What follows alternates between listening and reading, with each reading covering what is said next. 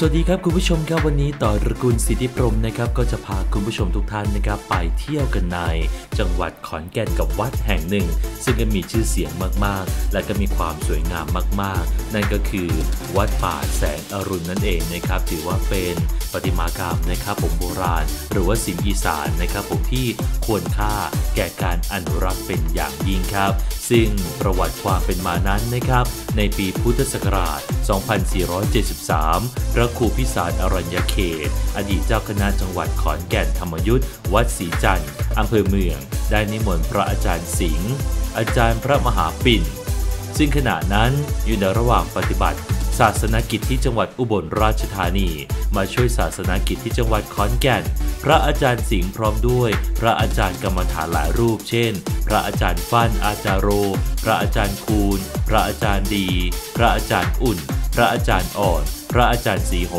พระอาจารย์สิมพระอาจารย์เพ่งพระอาจารย์เกียรติเป็นต้นมาตั้งวัดณบริเวณโคกเหล่างาปัจจุบันก็คือวัดวิเวกธรรมส่วนพระอาจารย์มหาปิ่นพร้อมด้วยพระอาจารย์เทศวัดหินหมากเป้งพระอาจารย์หลุยพระอาจารย์ภูมิพระอาจารย์ศีลาพระอาจารย์หยกพระอาจารย์กงมาและพระอาจารย์แดงวัดประชานิยมไปจำพรรษาณดอนปู่ตาซึ่งปัจจุบันก็เป็นวัดสมศรีบ้านพระคือ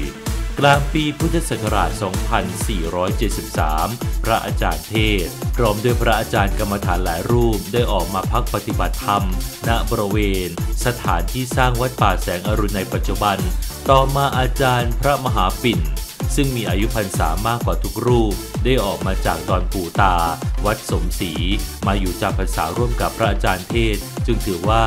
ผู้ที่เริ่มการบุกเบิกในการก่อตั้งและสร้างวัดป่าแสงอรุณครั้งแรกก็คือพระอาจารย์เทศและอาจารย์พระมหาปิ่นดังที่ทราบอยู่โดยทั่วไปนั่นเองซึ่งจากภาพก็จะเห็นได้ว่านะครับเป็นวัดที่มีความสวยงามและแน่นอนนะครับยังได้มีการปั้นหุ่นต่างๆเพื่อสอนนะครับในเรื่องราวต่างๆเกี่ยวกับพระพุทธศาสนาและก็ความเป็นอยู่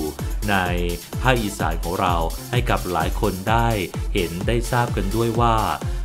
ความเป็นอยู่นะครับแล้วก็ลักษณะการใช้ชีวิตของชาวอีสานนั้นมีอะไรน่าสนใจกันบ้างภายในตัววัดนะครับซึ่งหวังว่าในทริปนี้คงจะถูกอกถูกใจกันกับสถานที่เที่ยวในจังหวัดขอนแก่นนะครับเดี๋ยวทริปหน้าเราจะไปกันที่ไหนอีกบ้างติดตามชมกันให้ได้กับต้องแชร์ที่นี่ส่วนใครที่ชอบนะครับอยากจะกดไลค์หรือว่ากดแชร์ก็เชิญกันได้นะครับ